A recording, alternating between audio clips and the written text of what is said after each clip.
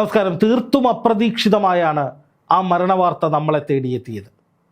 Confident ഗ്രൂപ്പിൻ്റെ ഉടമയും പ്രമുഖ വ്യവസായിയും social media താരവുമൊക്കെ ആയിരുന്ന കോൺഫിഡൻറ്റ് റോയ് എന്നറിയപ്പെടുന്ന CJ റോയ് നമ്മെ വിട്ടു പിരിഞ്ഞിരിക്കുന്നു. ഒരു ദുർബല നിമിഷത്തിൽ അദ്ദേഹം ഈ ലോകത്തോട് യാത്ര പറയാൻ തീരുമാനമെടുക്കുകയായിരുന്നു.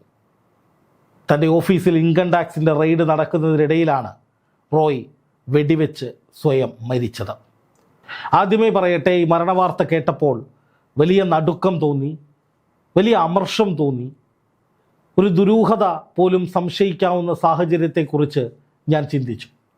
കാരണം ഇൻകം ടാക്സിൻ്റെ റെയ്ഡിനിടയിൽ ബംഗളൂരുവിലെ സ്വന്തം ഓഫീസ് മുറിയിൽ സൂക്ഷിച്ചിരുന്ന തോക്കെടുത്ത് ഇടനെഞ്ചിൽ വെടിവെച്ച് ഒരു പ്രമുഖ വ്യവസായി മരിക്കുകയാണ്. ആരാണിതിന് ഉത്തരവാദി? എങ്ങനെയാണ് ഇത് സംഭവിക്കുന്നത്? ഒരു വ്യവസായിയെ ചോദ്യം ചെയ്യലിനായി ഇൻകം ടാക്സിൻ്റെ ഉദ്യോഗസ്ഥർ വിളിപ്പിക്കുമ്പോൾ, അല്ലെങ്കിൽ ചോദ്യം ചെയ്യൽ പുരോഗമിക്കുമ്പോൾ, ആ വ്യക്തിയിന്മേലുള്ള ഉത്തരവാദിത്വം ആർക്കാണ്?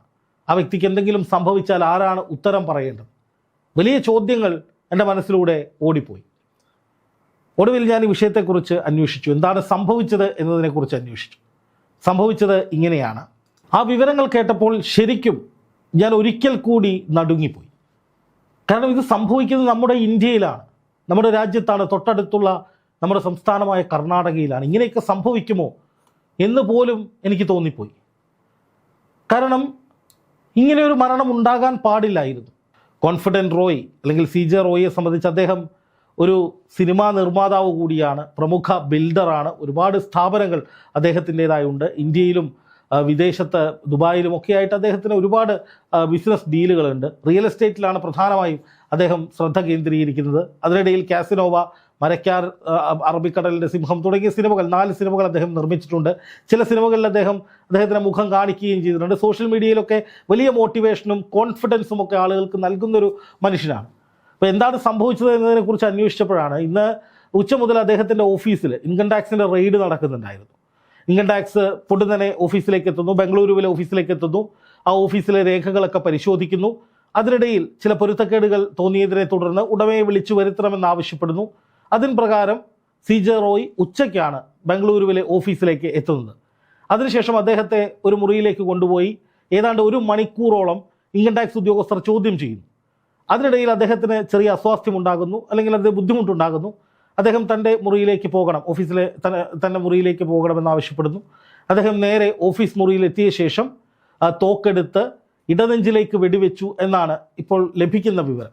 ആ മുറിയിലേക്ക് ഇപ്പോൾ ആർക്കും പ്രവേശനമില്ല. അവിടെ പോലീസും ഉദ്യോഗസ്ഥരും ഒക്കെയാണ് ഉള്ളത്. അതിനുള്ളിൽ നിന്നുള്ള ദൃശ്യങ്ങളൊന്നും ഇതുവരെ പുറത്തു വന്നിട്ടില്ല. പക്ഷേ ഓഫീസിൽ സംഭവിച്ചത് എന്താണ് എന്നത് സംബന്ധിച്ച വ്യക്തമായ CCTV ദൃശ്യങ്ങൾ അവിടെ ഉണ്ട്. അപ്പോൾ ഈ ചോദ്യം ചെയ്യലിനിടയിൽ ചില കാര്യങ്ങളിൽ, ഈ റിയൽ എസ്റ്റേറ്റ് ഇടപാടുകളിലടക്കം ചില പൊരുത്തക്കേടുകൾ, കാര്യമായ പൊരുത്തക്കേടുകൾ ഉദ്യോഗസ്ഥർക്ക് തോന്നിയെന്നും ആ ഉദ്യോഗസ്ഥർ അത് നിരന്തരമായി ആ രേഖകളെക്കുറിച്ച് റോയിയോട് ആവശ്യപ്പെട്ടുവെന്നും ഒടുവിൽ അത് തന്നില്ലെങ്കിൽ അറസ്റ്റ് ചെയ്ത് കൊണ്ടുപോകേണ്ടി വരും എന്ന് പറഞ്ഞപ്പോഴാണ് റോയിക്ക് ഇത്തരത്തിൽ ഒരു പൊട്ട ബുദ്ധി തോന്നിയത്, അല്ലെങ്കിൽ സ്വയം ജീവൻ ഒടുക്കാൻ തോന്നിയത് എന്നാണ് അവിടുത്തെ ജീവനക്കാരെ ഉദ്ധരിച്ചുകൊണ്ട് SN രഘുചന്ദ്രൻ നായർ എന്ന ചേംബർ ഓഫ് കൊമേഴ്സിൻ്റെ നേതാവ് അല്പസമയം മുമ്പ് പറഞ്ഞത്. അപ്പോൾ അറസ്റ്റ് ചെയ്യും എന്നൊരു ഘട്ടം വന്നപ്പോൾ, അല്ലെങ്കിൽ അത്രയും വലിയ സമ്മർദ്ദം ഉദ്യോഗസ്ഥരുടെ ഭാഗത്തു നിന്നുണ്ടായപ്പോൾ അത് താങ്ങാനാകാതെ അദ്ദേഹം വെടിവെച്ച് മരിക്കുകയായിരുന്നു എന്ന് അവിടുത്തെ ജീവനക്കാർ പറഞ്ഞതായിട്ട് ഈ വ്യക്തി പറഞ്ഞിരിക്കുകയാണ്. നോക്കുക, എത്ര വലിയ ഒരു സാമ്രാജ്യത്തിന് ഉടമയാണ്. അദ്ദേഹത്തിന് ഇൻസ്റ്റാഗ്രാം, സോഷ്യൽ മീഡിയ ഇടപെടലുകളൊക്കെ പരിശോധിച്ച് നോക്കുക. എത്ര വില കൂടിയ കാറുകളാണ് അദ്ദേഹത്തിനുള്ളത്. റോൾസ് റോയ്സ്, അതുപോലെ ബുഗാട്ടി, അതേപോലെ ലിമോസിൻ തുടങ്ങി പ്രധാനപ്പെട്ട ഒരുപാട് മുന്തിയ ഇനം, കോടികൾ വിലയുള്ള മുന്തിയ ഇനം കാറുകൾ അദ്ദേഹത്തിനുണ്ട്. അദ്ദേഹം ഈ അടുത്ത് കോൺഫിഡൻറ്റ് ഗ്രൂപ്പിൻ്റെയൊക്കെ കുറച്ച് പുതിയ പ്രൊജക്റ്റുകൾ ബാലിയിൽ ഉൾപ്പെടെ പ്രഖ്യാപിച്ചിരുന്നു.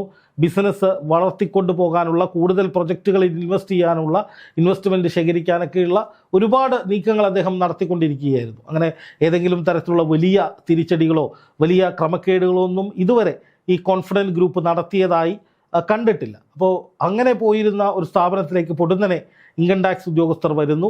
അവർ റെയ്ഡ് നടത്തുന്നു. അതിനിടയിൽ കുറേ നേരം ഏതാണ്ട് 1 മണിക്കൂറോളം നിർത്തി ചോദ്യം ചെയ്തു എന്നാണ് പറയുന്നത്. ആ ചോദ്യം ചെയ്യലിലുടനീളം പല പല സംശയങ്ങൾക്കുമുള്ള ഉത്തരങ്ങൾ തേടുകയാണ്. അങ്ങനെ ഒരുപാട് കാര്യങ്ങൾ ചോദിച്ചറിയുകയാണ്. ചില കാര്യങ്ങൾ പൊരുത്തപ്പെടുന്നില്ല, ചില രേഖകൾ ലഭ്യമാക്കേണ്ടതുണ്ട്, ചില കാര്യങ്ങൾ കൂടുതലായി അറിയേണ്ടതുണ്ട്, വ്യക്തത വരേണ്ടതുണ്ട്.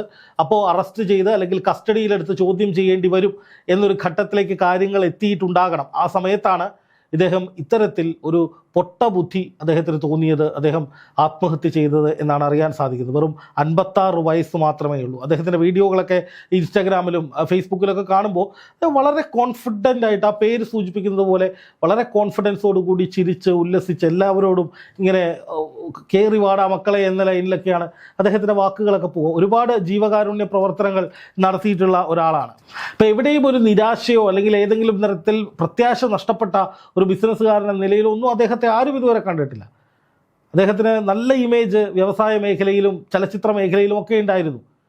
പല പ്രധാനപ്പെട്ട താരങ്ങളുമായി അടുത്ത ബന്ധം അദ്ദേഹത്തിനുണ്ടായിരുന്നു. അവരൊക്കെ ഇദ്ദേഹത്തിൻ്റെ വില കൂടിയ വാഹനങ്ങളിൽ പോകുന്ന ചിത്രങ്ങളും വീഡിയോകളും ഒക്കെ മുമ്പ് പുറത്തു വന്നിട്ടുണ്ട്.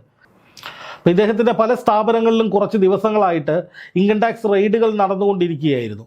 അതിൽ അദ്ദേഹത്തിന് വലിയ മാനസിക സമ്മർദ്ദമുണ്ട്. കാരണം റിയൽ എസ്റ്റേറ്റ് മേഖലയാണ്, ബിൽഡർമാരാണ്. അപ്പോൾ ചെറിയ ചെറിയ പൊരുത്തക്കേടുകളൊക്കെ പലയിടത്തും ഉണ്ടാകാറുണ്ടാകും.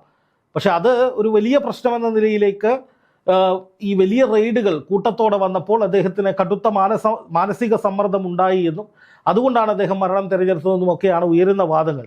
എന്തായാലും ഇൻകം ടാക്സ് റെയ്ഡിനെ തുടർന്ന് അത് മാത്രമാണ് കാരണമെങ്കിൽ പോലീസ് ഇപ്പോൾ അന്വേഷിക്കുന്നുണ്ട് വിശദമായ കാരണത്തെക്കുറിച്ച്. പക്ഷേ നിലവിലെ സാഹചര്യത്തിൽ ഈ റെയ്ഡിനെ തുടർന്നുണ്ടായ തുടർച്ചയായ പരിശോധനകൾ വിവിധ ഓഫീസുകളിൽ നടക്കുന്നത് കൊണ്ടുണ്ടായ ഒരു മനോവിഷമത്തെ തുടർന്നാണ്, അല്ലെങ്കിൽ ചോദ്യം ചെയ്യലിന് ശേഷം ഉണ്ടായിട്ടുള്ള ഒരു മാനസിക ആഘാതത്തെ തുടർന്നാണ് അദ്ദേഹം ആത്മഹത്യ ചെയ്തത് എന്നാണ് ലഭിക്കുന്ന വിവരം. എന്തായാലും ഇദ്ദേഹം ഒരു വലിയ ജീവകാരുണ്യ പ്രവർത്തനങ്ങളൊക്കെ നടത്തിയിരുന്ന ആളായിരുന്നു. കേരളത്തിലും കർണാടകയിലുമായി നിരവധി ഭവന നിർമ്മാണ പദ്ധതികൾ ഇവർ നടത്തിയിട്ടുണ്ട്. സമുദ്ര സംബന്ധിയായ ജോലികൾക്ക് ശേഷം റിയൽ എസ്റ്റേറ്റ് രംഗത്തേക്ക് കടന്നു വന്ന ഇദ്ദേഹം വിദ്യാഭ്യാസം, ഹൃദയ ശസ്ത്രക്രിയ, ഡയാലിസിസ് ക്യാമ്പുകൾ, വീട് നിർമ്മാണം തുടങ്ങിയവയ്ക്ക് കോൺഫിഡൻസ് ഫൗണ്ടേഷൻ എന്ന് പറയുന്ന ഒരു ഫൗണ്ടേഷൻ വഴി, അവരുടെ തന്നെ ഫൗണ്ടേഷൻ വഴി വലിയ സഹായങ്ങൾ നൽകിയിട്ടുണ്ട്. 200-ലധികം വിദ്യാർത്ഥികൾക്ക് 1 കോടി രൂപയുടെ സ്കോളർഷിപ്പ് നൽകിയിട്ടുണ്ട്. കോൺഫിഡൻസ് ഗ്രൂപ്പ് റിയൽ എസ്റ്റേറ്റിന് പുറമെ hospitality, entertainment, education, international trading എന്നീ മേഖലകളിലുമൊക്കെ വലിയ പങ്കുകൾ വഹിച്ചിട്ടുണ്ട്. അപ്പോൾ സമൂഹത്തിന് ഒരുപാട് നന്മകൾ ചെയ്യുന്ന, വളരെ പോസിറ്റീവായിരിക്കുന്ന, സിനിമാ മേഖലയിലും തൻ്റെ അടയാളം ഊട്ടിയുറപ്പിച്ച ഒരു വലിയ വ്യവസായിയാണ് പൊടുന്നനെ ഒരു നിമിഷത്തെ തോന്നലിൻ്റെ പുറത്ത് ആത്മഹത്യ ചെയ്തിരിക്കുന്നത്. എന്തായാലും നിലവിലെ സാഹചര്യത്തിൽ റെയ്ഡുമായി ബന്ധപ്പെട്ട മാനസിക പ്രശ്നങ്ങളാണ് കാരണങ്ങളെന്നാണ് പുറത്തു വരുന്ന വിവരം. വിശദമായ പരിശോധനകൾക്കും ഈ പറയുന്ന ഈ ജീവനക്കാരുടെ മൊഴിയെടുക്കലിനും ഒക്കെ ശേഷമാണ് കൂടുതൽ വ്യക്തമായ വിവരങ്ങൾ വരികയുള്ളൂ. പക്ഷേ നിലവിലെ സാഹചര്യത്തിൽ ഇതാണ് കാരണമെന്നാണ് അറിയുന്നത്. അങ്ങനെയെങ്കിൽ അത് വളരെ ഖേദകരമാണ്, ഞെട്ടിക്കുന്നതാണ്.